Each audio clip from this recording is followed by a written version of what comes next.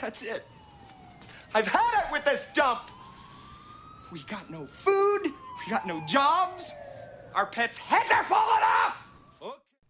DC Comics' December solicitations are live, and it looks like they're going to carry on falling behind Marvel through the end of 2019. DC continues offering a host of Year the Villain one-shots, but thus far only Batman Superman has made an impact on the market. DC also continues going all in with Black Label, but I don't see many hits in the once promising imprints future. But the big December issues for DC Comics are two finales that evoke completely different feelings. Geoff Johns' Doomsday Clock debuted in November 2017 and was supposed to wrap up in November 2018, the culmination of Johns' return to classic DC storytelling following New 52.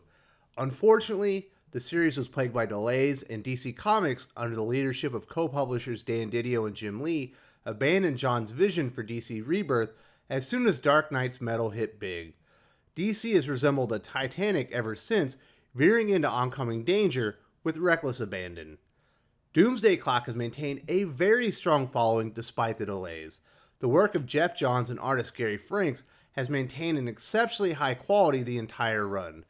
Readers will finally be paid off with the Superman Dr. Manhattan confrontation they've been waiting for almost 3 years. DC Rebirth died the moment Dark Knight's metal hit big, but Doomsday Clock number 12 is the final domino to fall after Johns' near-perfect line-wide reboot for DC Comics. I, for one, can't wait to read this comic, but it's also going to be a sad day for sure. The last vestige of hope in the DC universe will be extinguished for good. A gloomy day indeed. I can't say I have anything close to the same feeling for Tom King's Batman finale with issue 85. This change is at least 12 months and 25 issues too late.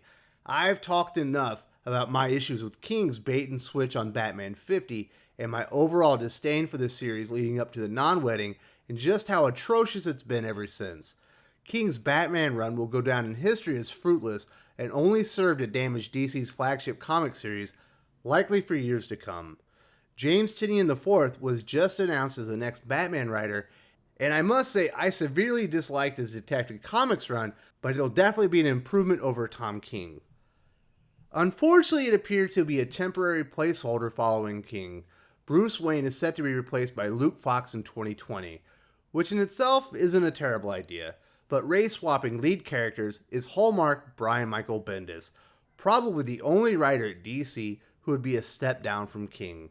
If Bendis himself doesn't take the reins to Batman after a short run from Tynion, look for one of his cronies to get the gig, further eroding the title and DC Comics' reputation with comic readers. Good riddance, Tom King. Thinking Critical YouTube wishes you nothing but the best of luck with your future endeavors. Until recently, DC hasn't jumped into the #1 comic game like counterpart Marvel. They continue a new trend of more #1 comics, releasing 11 #1 issues to close out 2019. So far, the Year the Villain one-shots haven't been needle movers, but DC is offering 4 more in December 2019 from writers Mark Russell, Dan Waters, Paul Jenkins, and the controversial Zoe Quinn. I don't see any of these Year the Villain one-shots making any sort of impact. James Tynion IV's Year the Villain Hell Arisen, Frank Miller's Dark Knight Returns to Golden Child, and Daniel Warren Johnson's Wonder Woman Dead Earth all debut with promise. I'll talk about them in greater detail later in the video. The final debut series of note should have the biggest impact. I'm not a huge fan of Tom Taylor, but his work at DC is far superior to Marvel. His current DC's miniseries is a certified mega hit. Taylor leads the new Suicide Squad ongoing with artist Bruno Redondo that debuts for $5 and places the DCU's supervillain Commandos back in danger once again. The only downside I can see to this comic is the absence of Amanda Waller. I'm honestly not sure what DC Comics is thinking, leaving her off the series, but I will be partaking in the latest Suicide Squad reboot. Fans of the Batman should have more than their fill of Bat-related comics. DC is releasing 16 new Batman and associated comics, not including titles led by Harley Quinn or Joker.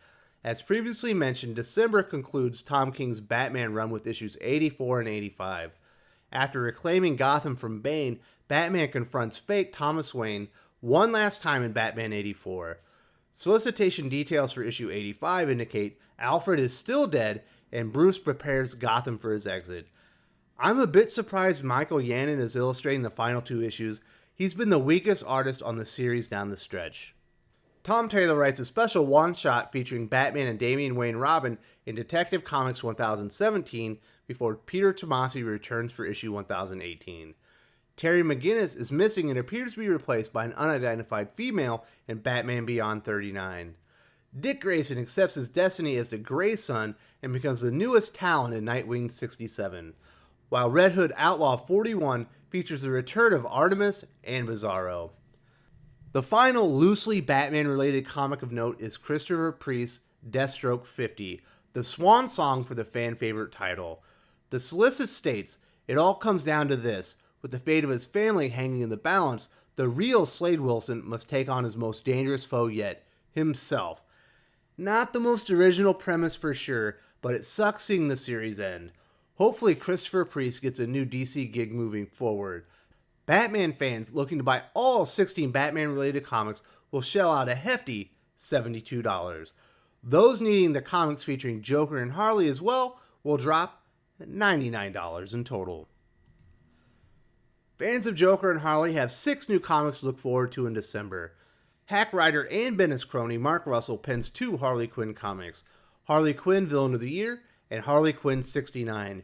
Readers may remember Mr. Russell using a recent guest writing gig on Harley Quinn to throw shade at comic readers. Nice to see DC rewarding bad behavior with new opportunities. DC Black Label releases Joker Harley Criminal Sanity number 3 and Jeff Lemire's Joker Killer Smile number 2 for $6 each. I'm interested in Killer Smile as long as Vertigo Saboteur Andy Corey's name is not associated with the series. Joker Harley Completionists will fork over 27 big ones for all 6 comics. December promises to be a month of change for the Man of Steel. Superman 18 and Lois Lane 7 solicits indicate Superman reveals his true identity as Clark Kent. I've heard it's not going to be quite that simple. In actuality, Lois Lane reveals she's secretly married to Superman, making Clark Kent look like an even bigger loser to the world. It appears writer Michael Brian Bendis will be moving from Superman to Batman at some point in 2020, so I'm actually pretty surprised they're making this big of a change so late in his run. Or perhaps it's not Bendis taking over Batman, but one of his Portland disciples. Either way, this change should do less than nothing to elevate Superman moving forward.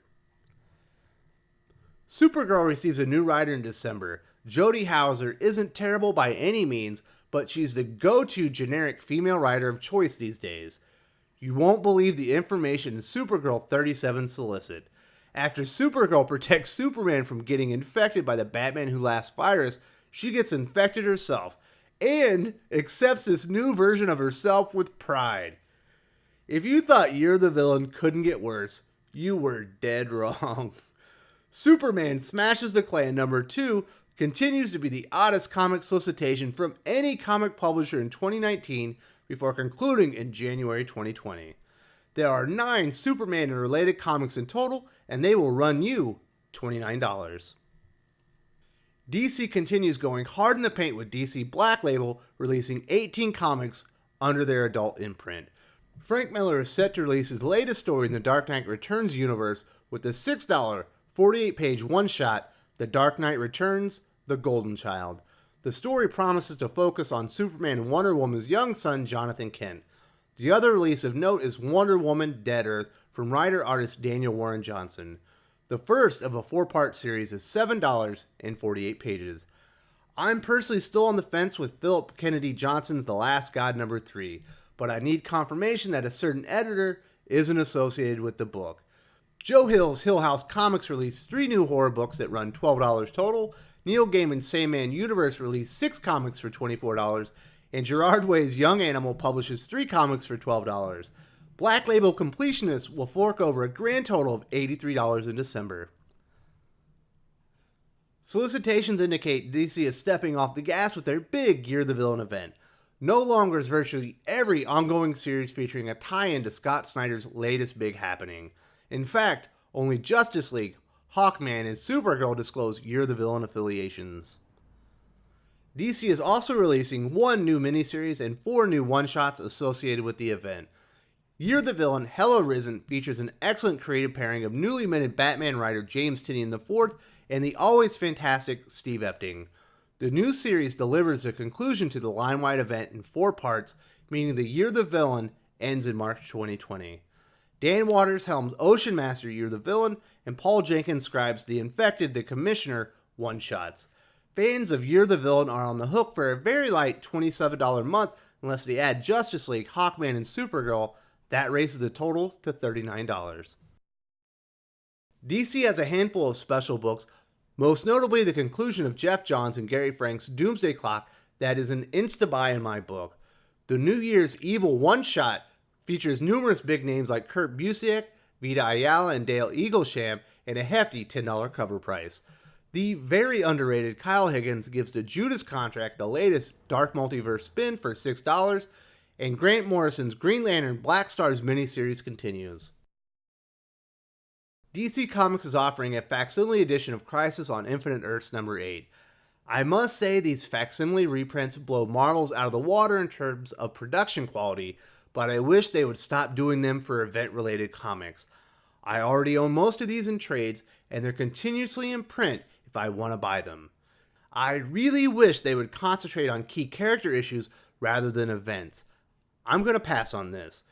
DC is also offering dollar comic reprints for Birds of Prey number 1, The Flash number 164, Tales of the Teen Titans Annual number 3, and Batman 613.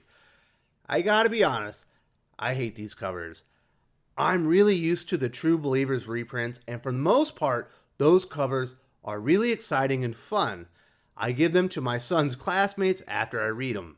DC keeps picking the dourest and most depressing issues. I don't want to give these to any of my son's classmates, except maybe the Teen Titans Annual. Really wish they would pick some more fun comics to celebrate. DC's reprint game sucks compared to Marvel.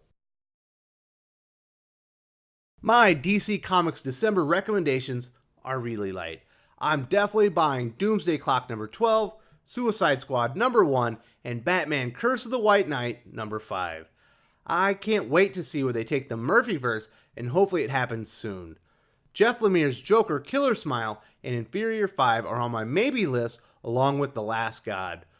I'm probably going to pass on December's reprints for the just mentioned reasons. My current DC order should run me a very manageable $15 for the month. On the surface, DC isn't offering much of a December to remember. The final issue Doomsday Clock is bittersweet. Geoff Johns and Gary Frank's amazing story will be sorely missed moving forward. That sadness is offset a bit by the final issue of Tom King's Batman. This has been a long time coming and probably should have happened a year ago in my opinion. Year of the Villain is still weighing the publishing line down. I for one can't wait for it to end so DC can do something fun and exciting again. I hope you enjoyed the rundown of DC Comics December solicitations and be on the lookout for vids on Marvel and indie solicitations over the next couple days. If you enjoyed this video, please give it a like. I would appreciate it very much. It helps us attract more views for the channel. Subscribe for future commentary, comic book news, and reviews. And don't forget to ring the bell for notifications. If you want to talk comics, movies, and much, much more, you can follow me on Twitter at Wes_from_TC. With that, Salamat Po, and I'm out.